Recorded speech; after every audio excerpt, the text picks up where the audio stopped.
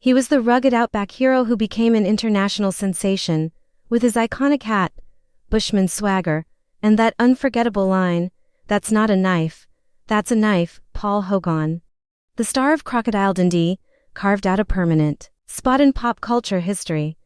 But while the world remembers the crocodile wrestling charmer who took New York by storm, few know what happened after the cameras stopped rolling. Today, more than 3 decades after Crocodile Dundee premiered in 1986, fans are still asking, whatever happened to Paul Hogan?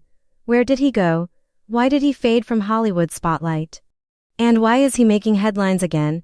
Grab your akubra and buckle up, because the real-life story of Crocodile Dundee is wilder than the movie and full of twists no one saw coming, from Aussie icon to global superstar when Crocodile Dundee hit theaters. It was a surprise blockbuster, made on a modest budget. The film grossed over $328 million worldwide, becoming the second highest-grossing film of 1986, beaten only by Top Gun. Hogan, who co-wrote the film, was nominated for an Academy Award for Best Screenplay and became an overnight international star. He wasn't just an actor, he was a phenomenon. Talk shows, awards shows, magazine covers. Hogan was everywhere in 1986.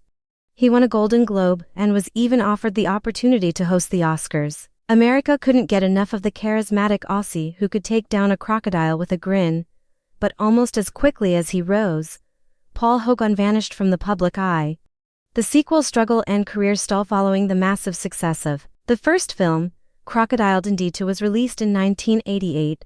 It did well at the box office but failed to capture the original's magic. Critics were lukewarm, and Hogan, who reprised his role, seemed less at ease with the sequel's more action-oriented direction. By the early 1990s, Hogan had largely stepped back from Hollywood. His next big project, Almost an Angel 1990, flopped.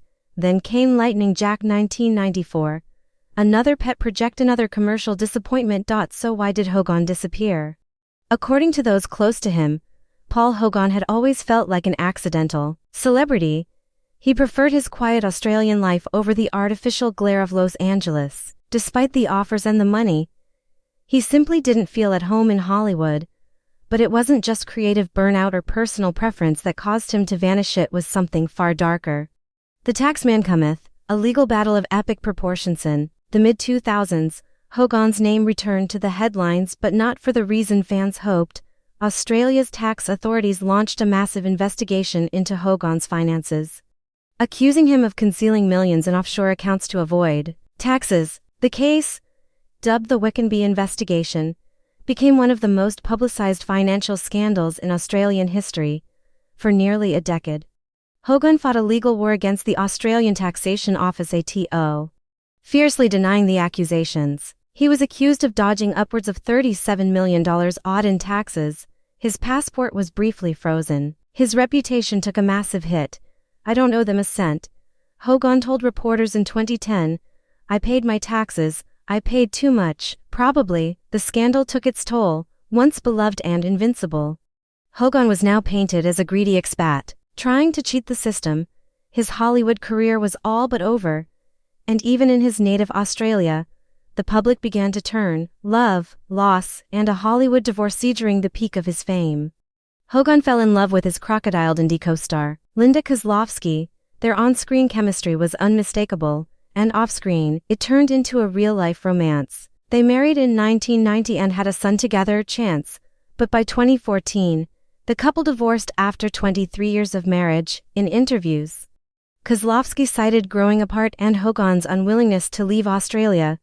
The divorce was quiet but painful. Friends say Hogan was devastated. "She was the love of his life," one close friend said. When Linda left, something in him shut off. Life in solitude. Hogan's quiet years in Los Angeles after the divorce and his legal troubles. Hogan retreated into a reclusive life in California. He moved into a modest home in Venice Beach, not a mansion, not a compound, just a house near the water. Locals would occasionally spot him jogging or sipping coffee, always polite but never seeking attention. He rarely gave interviews. His son, Chance, stayed nearby and played in a punk band. Hogan kept his circle small and his profile even smaller. Fans and tabloids assumed he was either broke, bitter, or battling illness. The truth, Hogan just didn't want to be a celebrity anymore. But the world wasn't quite done with him yet. Return of the Dundee. The surprise commercial that fooled everyone in 2018. Rumors swirled of a new Crocodile Dundee movie. Trailers for Dundee, the son of a legend, returns home began circulating, featuring Hollywood stars like Danny McBride, Chris Hemsworth, and Margot Robbie. Fans were excited. Was this a reboot? Turns out, the whole thing was an elaborate Super Bowl commercial for Australian tourism. Hogan made a surprise cameo, poking fun at the original film while encouraging people to visit Australia. The ad was a hit. It went viral and reminded the world just how iconic Hogan and Crocodile Dundee still were. The commercial's success sparked real interest in a reboot. Producers even approached Hogan about revisiting the character, but he politely declined. That chapter's closed. He reportedly told a producer, "Mick Dundee had his moment.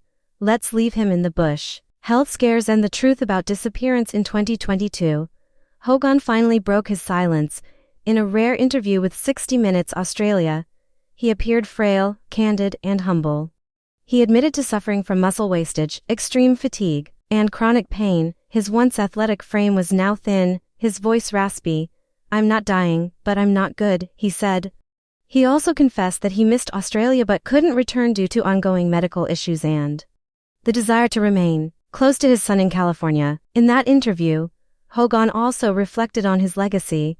"I never wanted to be famous. I just wanted to make people laugh, and maybe have a bit of fun doing it." It was a sobering reminder. Beneath the swagger and stardom was just a man from Sydney, trying to live a quiet life after an extraordinary career. Where is he now? As of 2025, Paul Hogan is 85 years old, living in peaceful retirement in Los Angeles. He's no longer acting, no longer writing. He spends time with his son, enjoys long walks, and occasionally chats with old friends from the industry.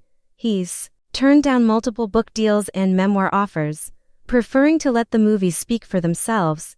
He remains proud of his legacy but uninterested in reviving it. "People think they know me," he once said, "but I'm just a bloke who got lucky, very lucky." Final thoughts. More than just Dundee. So, what actually happened to the star of Crocodile Dundee? He became a global icon, took over Hollywood, made a fortune, lost it, loved deeply, and then walked away on his own terms. Paul Hogan didn't crash. He didn't spiral. He simply stepped back, tired of pretending, tired of the spotlight, tired of being someone else's version of himself, and in doing so, he proved something rare in the fame-obsessed age. Sometimes, the best happy ending is disappearing gracefully. So next time you quote that famous line, "That's not a knife," remember the man behind it. He may not be swinging through the outback anymore, but somewhere in Venice Beach, Crocodile Dundee still walks quietly, still grinning, still free.